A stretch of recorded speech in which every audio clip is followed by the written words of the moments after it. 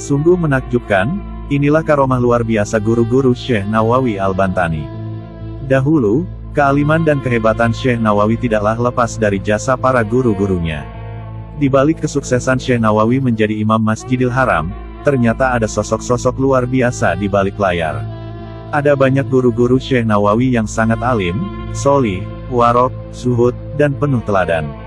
Mereka juga banyak yang diberi karomah luar biasa oleh Allah Subhanahu wa Ta'ala. Di antara guru-guru hebat Syekh Nawawi Al-Bantani adalah Syekh Ahmad Khatib Sambas. Beliau adalah guru Syekh Nawawi Al-Bantani dan juga guru Syekh Khalil Bangkalan Madura. Syekh Ahmad Khatib Sambas bernama lengkap Syekh Muhammad Khatib bin Abdul Ghaffar As-Sambasi. Beliau lahir di Kampung Asam Sambas, Kalimantan Barat pada tahun 1217 Hijriah atau 1802 Masehi. Beliau merupakan pendiri Tarekat Qadiriyah wa Naqsabandiyah. Ada sebuah kisah menarik tentang perjalanan hidup Syekh Ahmad Khatib Sambas di waktu kecil. Dikisahkan, ketika beliau masih berumur 4 atau 5 tahunan, saat dini hari akhir Ramadan, beliau menemani pamannya mengambil air wudhu untuk sholat tahajud. Saat itu, sang paman melepaskan songkok putih dari kepalanya dan meletakkannya di kayu. Namun Syekh Ahmad Khatib yang masih kecil melihat songkok tersebut terbang, sedangkan pohon-pohon kayu di sekitarnya seperti bersujud. Ternyata, sang paman lalu mengetahui bahwa malam tersebut adalah malam Lailatul Qadar. Beliau lantas berdoa agar keponakannya yaitu Syekh Ahmad Khatib menjadi wali Allah di kemudian hari. Setelah peristiwa itu, Syekh Ahmad Khatib kecil kemudian nampak melakukan hal-hal aneh di luar kebiasaan atau menyalahi adat. Beberapa waktu kemudian, karomah Syekh Ahmad Khatib Sambas pun terlihat. Tiba-tiba, pohon asam yang terletak di tepi rumahnya berbunga dan berbuah luar biasa, padahal saat itu bukan musimnya. Buah yang terletak di kanan Syekh Ahmad Khatib kecil itu rasanya sangat manis, padahal sebelumnya tidak semanis itu. Sedangkan buah yang terletak di sebelah kirinya rasanya sangat asam, padahal sebelumnya tidak seasam itu.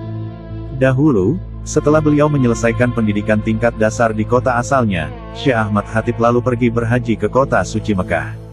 Setelah berhaji, beliau memutuskan tidak kembali ke tanah air, melainkan memilih untuk mendalami ilmu-ilmu agama Islam di Makkah. Saat itu, beliau tepat berusia 19 tahun. Beliau menetap di kota suci Makkah mulai seperempat kedua abad ke-19 sampai wafatnya pada tahun 1289 Hijriah atau 1872 Masehi. Beliau mempelajari berbagai ilmu pengetahuan Islam, khususnya tasawuf, yang menjadikannya terhormat pada zamannya karena tingkat spiritualitasnya. Ada sebuah kisah menarik. Dahulu saat mulai menempuh pembelajaran di Makkah, Syekh Ahmad Khatib Sambas sempat diragukan keilmuannya. Sebagaimana dituliskan dalam buku Tarekat Qadariyah Naqsabandiyah Studi Etnografi Tarekat Sufi Indonesia, bahwa suatu hari Syekh Ahmad Khatib pergi ke Masjidil Haram di sekitar halakoh ulama-ulama besar bangsa Arab yang sedang mengajar. Namun, ulama-ulama itu malah meminta Syekh Ahmad Khatib pergi meninggalkan halakoh mereka, karena menurut mereka, Syekh Ahmad Khatib Sambas tidak akan sanggup mengikuti pelajaran tersebut. Peristiwa tersebut lalu diketahui oleh Syekh Daud Ibnu Abdullah Al-Fatani. Menurut firasatnya, Syekh Ahmad Khatib Sambas kelak akan menjadi orang besar dan berguna di kemudian hari. Lalu, Syekh Daud memanggil Syekh Ahmad Khatib yang tengah bersedih itu, lalu membawanya tinggal di rumahnya dan diberikan pendidikan secara intensif.